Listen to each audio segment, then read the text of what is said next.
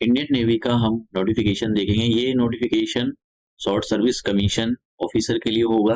देखिए, short service commission के अंदर जैसे नाम से ही पता लग रहा है शॉर्ट, यहाँ पर जो आप ऐसा नहीं हो कि जब आपकी ये 60 साल हो गई तभी आपको रिटायरमेंट मिलता है। ये जो टेन्योर होता है ये बहुत शॉर्ट होता है। ठीक है, तो आपका जो टेन्योर है मतलब ये 10 साल का होता है। और ये पीरियड जैसे 10 साल का पीरियड है तो 4 साल और एक्सटेंड कर सकते हैं आपका। तो आपको ज़्यादा टाइम नेवी में सर्व नहीं करना पड़ता है। ऐसा नहीं कि 60 साल आपकी एज होगी तभी। तो शॉर्ट सर्विस कमीशन के अंदर जो मैं यहाँ पर रिटर्न नहीं होता है। अभी मैं हम डिस्कस करेंगे क्या क्या प्रोसीजर होता है। तो पहले डेट के बारे में देख लेते हैं कि डेट जो है आप आज से यानी 24 फेब से अप्लाई कर सकते हो 2024। और ये जो लास्ट डेट अप्लाई करने की वो 10 मार्च 2024 है। कैसे अप्लाई करना है, देखिए आप ये इनका नोटिफिकेशन डाउनलोड करोगे तो आपको इस क्यूआर कोड को स्कैन करना है और ऑनलाइन अप्लाई कर देना है। तो ये प्रोसीजर अप्लाई करने का। अब बात करते हैं कितनी वैकेंसी है। देखिए, यहाँ पर 3 ब्रांच के लिए वैकेंसी निकली हुई है। एक तो एग्जीक्यूटिव ब्रांच के लिए, दूसरा एजुकेशन ब्रांच के लिए और तीसरी है टेक्निकल ब्रांच के लिए। तो क्वालिफिकेशन भी इनकी अलग अलग है और नंबर ऑफ वैकेंसी भी अलग अलग है। अब बात करते हैं, सबसे पहले हम बात करते हैं एग्जीक्यूटिव ब्रांच के लिए। तो एग्जीक्यूटिव ब्रांच के लिए भी अगर आप मान लो जनरल सर्विस के लिए अप्लाई कर रहे हो तो आप बीटेक होने चाहिए, बीई या बीटेक होने चाहिए इन एनी डिसिप्लिन और 60% मार्क्स के साथ। मतलब आप किसी भी डिसिप्लिन से आपने बीटेक या बीई किया हो 60% मार्क्स के साथ। यहाँ पर जो वैकेंसी है वो 50 है और ये मेन और वीमेन के लिए यहाँ पर जो मैक्सिमम वैकेंसी है मतलब और लेडीज के लिए मतलब वीमेन के लिए यहाँ पर 15 है। और जो डेट ऑफ बर्थ है वो 2 जनवरी 2000 से लेकर के बीच में 1 जुलाई 2005 के बीच में आपका डेट ऑफ बर्थ होना चाहिए। और ये दोनों डेट को इंक्लूड किया गया है। इसका मतलब ये हुआ अगर आपका 2 जनवरी 2000 को डेट बर्थ हुआ है तो आप अप्लाई कर सकते हो, या फिर 1 जुलाई 2005 को आपका डेट बर्थ हुआ है तो आप तब भी अप्लाई कर सकते हो। इन दोनों के बीच में होना चाहिए, इससे ज्यादा इससे कम नहीं होना चाहिए। अब बात करते हैं अगर आप पायलट के लिए अप्लाई करते हो। देखिए, पायलट के लिए मतलब लोगों का सपना होता है मतलब कि हम पायलट बने। तो देखिए, आप शॉर्ट सर्विस कमीशन के थ्रू भी जा सकते हो। तो पायलट के लिए तो पायलट के लिए और इसके लिए नेवल एयर ऑपरेशंस ऑफिसर के लिए और एयर ट्रैफिक कंट्रोलर के लिए, इन तीनों के लिए क्वालिफिकेशन आपकी क्या होगी, या तो आप बी होने चाहिए, बीटेक होने चाहिए किसी भी डिसिप्लिन में 60% मार्क्स के साथ। और देखिए, candidate must have 60% aggregate marks in class 10 and 12 and minimum 60% marks in English. देखिए, आपने 11 और 10 और 12 के अंदर एग्रीगेट टोटल परसेंटेज आपकी 60% होनी चाहिए। और 10th के अंदर जो आपके पास इंग्लिश सब्जेक्ट था उसके अंदर 60% है, केवल इंग्लिश के अंदर। और 12 के अंदर इंग्लिश के अंदर ही आपके 60% मार्क्स होने चाहिए। यहाँ पर जो टोटल वैकेंसी है आप देख सकते हो ये अलग अलग निकली हुई है, 18, 20, 18 एंड 8। तो मैं इसके बारे में अभी मतलब देख लेना आप। तो यहाँ पर ये दिया हुआ है कि जो वीमेन के लिए कितनी रिजर्व की हुई है पायलट के लिए, और यहाँ पर नेवल एयर ऑपरेशन ऑफिसर के लिए कितनी 18 वैकेंसी है, 5 वीमेन के लिए, मैक्सिमम 5 वीमेन के लिए है। और जैसे यहाँ पर एयर ट्रैफिक कंट्रोलर के लिए मैन और वीमेन के लिए यहाँ पर 8 है दोनों के लिए।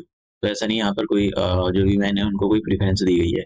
अब डेट ऑफ बर्थ क्या होनी चाहिए, देखिए आपकी अगर आप एयरफोर्स का पायलट के लिए अप्लाई कर रहे हो तो आपका जन्म 2 जनवरी 2001 या 1 जनवरी मतलब इसके बीच में, या इस डेट पर जन्म आपका डेट ऑफ बर्थ हो, या फिर 1 जनवरी 2006 या इस डेट से पहले का डेट ऑफ बर्थ होना चाहिए। मतलब इन दोनों के बीच में आपका डेट ऑफ बर्थ होना चाहिए, या इन दोनों डेट को भी हो सकता है। अब बात करते हैं, हाँ ये तो मतलब इनका इसका हुआ। अब बात करते हैं यहाँ पर दोनों के ऊपर और नीचे एक ही जैसी है। अगर आप देख रहे हो ये पायलट के लिए और नेवल एयर ऑपरेशंस के ऑफिसर के लिए। अब हम यहाँ पर बात करते हैं कि एयर ट्रैफिक कंट्रोलर के लिए। अगर एयर ट्रैफिक कंट्रोलर के लिए अप्लाई कर रहे हो तो इसके यहाँ पर टोटल नंबर ऑफ पोस्ट 8 है, मैन और वीमेन दोनों के लिए हुए हैं।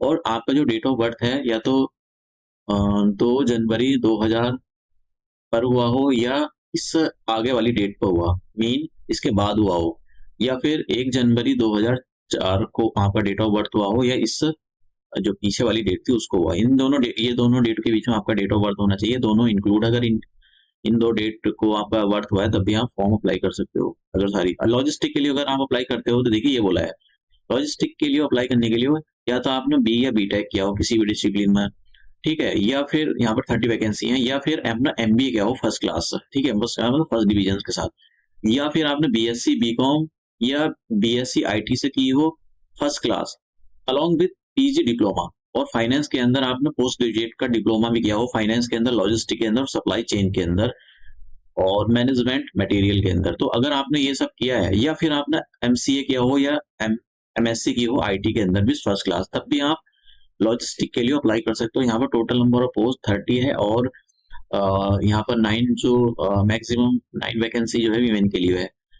बात करते हैं डेट ऑफ बर्थ। देखिए आपका जो डेट ऑफ बर्थ है 2 जनवरी 2000 से लेकर और 1 जुलाई 2005 के बीच में होना चाहिए। इन दोनों डेट को भी अगर आपका डेट ऑफ बर्थ है इन पर, तब भी आप फॉर्म के लिए अप्लाई कर सकते हो। अब बात करते हैं नेवल आर्मामेंट इंस्पेक्टोरेट कैडर के लिए।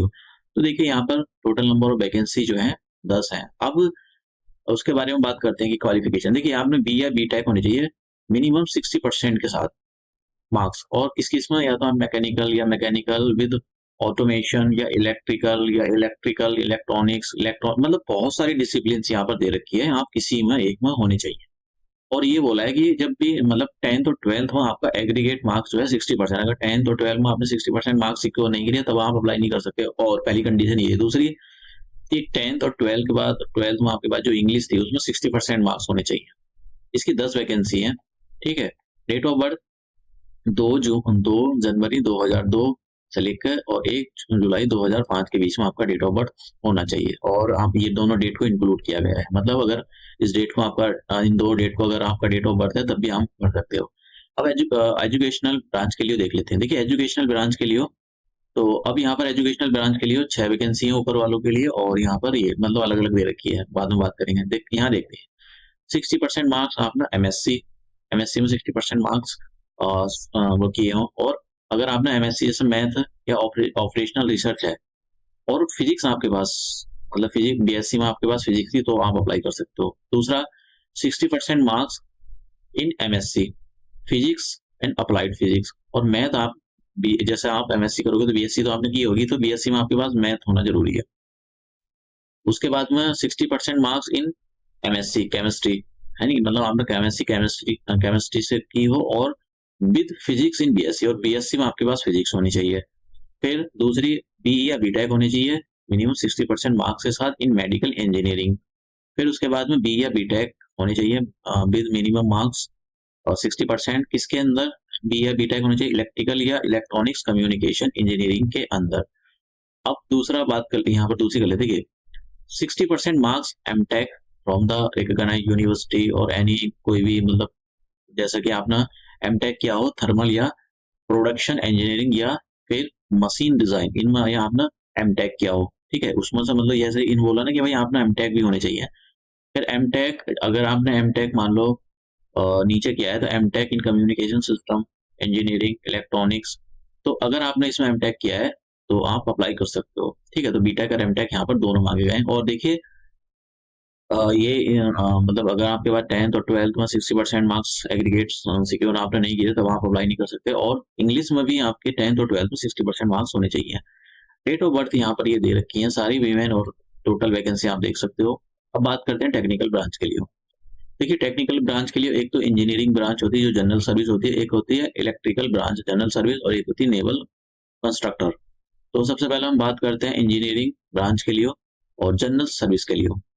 तो यहाँ आपकी मिनिमम जो मिनिमम आपने मतलब बीटेक या बीई किया हो और 60% मार्क्स के साथ किस में मैकेनिकल, या तो आपने मैकेनिकल के अंदर किया हो या फिर मैकेनिकल विद ऑटोमेशन के अंदर किया हो, या फिर मैरीन इंस्ट्रक्टर प्रोडक्शन एरोनॉटिक्स, ये सारी उसके साथ आपने मतलब इंजीनियरिंग की हो। यहाँ पर 30 वैकेंसी है और डेट ऑफ बर्थ ये दे रखा हो कि 1-2 जनवरी 2002 से लेकर 1 जुलाई 2005 के बीच में आपका डेट ऑफ बर्थ हो, और अगर इन दो डेट को भी हुआ तब भी आप फॉर्म के लिए अप्लाई कर सकते हो। तो ऐसे ही यहाँ पर इलेक्ट्रिकल ब्रांच के लिए दी हुई है, तो मैं अब ये 50 वैकेंसी यहाँ पर आप अप्लाई कर सकते हो, आप काफी अच्छा एक वैकेंसी निकली हुई है। अब बात करते हैं नेवल इंस्ट्रक्टर के लिए, तो यहाँ पर 20 वैकेंसी है और मिनिमम बीटेक आप बी होने चाहिए 60% मार्क्स के साथ। यहाँ पर ये दे रखा है किस किस में आपने बी या बीटेक बीई या बीटेक किया है। और डेट ऑफ बर्थ आपने ये सामने दे रखी है। अब वैकेंसी देखिए, अब बात करते हैं भाई इनका जो ये शॉर्ट सर्विस कमीशन होते हैं, क्या इसका कोई रिटर्न होता है? देखिए रिटर्न नहीं होता है, अभी बात करेंगे हम। तो रिटर्न के बारे में बात कर लेते हैं कि रिटर्न, देखिए सिलेक्शन प्रोसेस देख लेते हैं। हाँ, सिलेक्शन प्रोसेस इसमें होता ये है कि आपने जो भी बीटेक या बीई या एमटेक किए हैं, जिस भी मतलब जो जिस भी चीज के लिए आप अप्लाई कर रहे हो, तो उसमें कितने अच्छा आपने स्कोर किया, कितने अच्छे मार्क्स आपने ऑब्टेन किए हैं, उसी के हिसाब से आपको मतलब मेरिट लिस्ट तैयार होती है। फिर उसके बाद आपका एसएसबी का इंटरव्यू होता है, इंटरव्यू के बाद फिर आपका मेडिकल वगैरह होता है। तो अगर आप ये सारा प्रोसेस क्रॉस कर जाते हो, सारा मतलब उसमें कोई कमी नहीं है, तो फिर आप सेलेक्ट हो जाते हो। शॉर्ट सर्विस कमीशन जैसे मैंने बताया ज़्यादा टाइम के लिए नहीं होता है, आपको ज़्यादा टाइम तक इसमें सर्व नहीं करना होता है। तो देखो यहाँ पर बोला है कि short listing of the application will be based और ये नॉर्मलाइज, यहाँ पर इसको छोड़ो। देखो मार्क्स ऑब्टेन बाय द, ये अपना नॉर्मलाइज करेंगे। इन्होंने बोला है कि आप इस साइड पे देख सकते हो कि कैसे नॉर्मलाइज करते हैं हम। Marks obtained by the candidates in qualifying degree will be normalized by using the ये mentioned formula।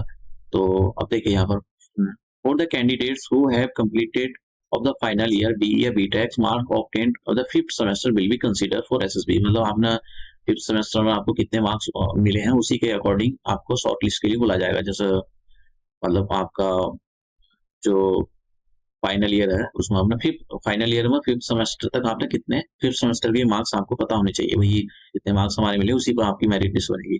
देखो candidate selected in the final merit list will be required to submit the proof. मतलब आपको जो भी आप अपना डॉक्यूमेंट सबमिट करोगे इनको फॉर्म भरते हुए, उसी के अकॉर्डिंग ये है। और फिर आपका डॉक्यूमेंट वेरिफिकेशन होता है, वहाँ पर कोई झोल झाल पाया गया तो फिर आपको बाहर कर दिया जाएगा। तो ऐसा कोई देखिए merit list will be prepare on the based on the SSB marks और फॉर ऑल द ये आपने कितने मेडिकल क्लियरेंस वगैरह। और अगर आप ये सब मेडिकल वगैरह क्लियर नहीं कर पाते हो तो फिर आपको बाहर कर दिया जाता है। ये भी रहता है कि अगर आप जैसे ट्रेनिंग चलती है, देखिए हाँ ये मैं बता देता हूँ आपको, ये अनमैरिड मेल और फीमेल के लिए है। मैं ये यहाँ पर अभी सोचने लगा कि मेल और या फीमेल जिनकी शादी होगी वो भी अप्लाई कर सकते हैं, वो अप्लाई नहीं कर सकते। ये एसएसबी में मतलब वो रहता है। और दूसरी बात, इंटरव्यू जब ट्रेनिंग चलती है तब भी ये मेरिट के लिए अप्लाई नहीं कर, वो मना करते हैं। अब यहाँ पर जो शॉर्ट सर्विस कमीशन होता है, सैलरी वगैरह बहुत हैंडसम सैलरी मिलती है। आप मतलब देखो यहाँ पर 56,100 अलॉन्ग विद द अलाउंसेस। मतलब आप लगाओ कि 1 लाख से ज्यादा सैलरी अबाउट मिलती है यहाँ पर, बहुत सारे अलाउंस वगैरह, बहुत सारी फैसिलिटी मिलती है। तो इसके बारे में तो सोचना ही बेकार है। शॉर्ट सर्विस होता है, शॉर्ट सर्विस होती है लेकिन बहुत अच्छी मतलब एक टाइप का सर्विस होती है। तो ये सारी चीजें थी इसमें। और आपका जो ये केलरा के लिए है, जो नेवल एकेडमी केलरा है, ये वहाँ के लिए निकली हुई है। तो आप अप्लाई कर सकते हो और देख सकते हो। आप अप्लाई करने का तरीका मैंने आपको बता दिया है कि यहाँ पर इस पर आप स्कैन करो और फिर अप्लाई करो। आपको एक बार और जब भी हम आप अप्लाई करो तो आपसे उम्मीद की जाती है कि आप जब फॉर्म भरते हो कोई गलती ना हो। तो गलती ना होने के लिए आपको पूरा ये नोटिफिकेशन अच्छे से रीड करना है। तो भाई इसमें कोई ऐसा तो नहीं कि अपना कोई गलती होगी या आपने पूरी इंस्ट्रक्शन अच्छे से नहीं पढ़ी है, अदरवाइज आपका जो फॉर्म है वो कैंसिल ही हो जाएगा, या इंटरव्यू में बाहर कर देंगे आपको, या जब आपका डॉक्यूमेंट वेरिफिकेशन होगा आपको बाहर कर दिया जाएगा। तो कोई फायदा नहीं होगा।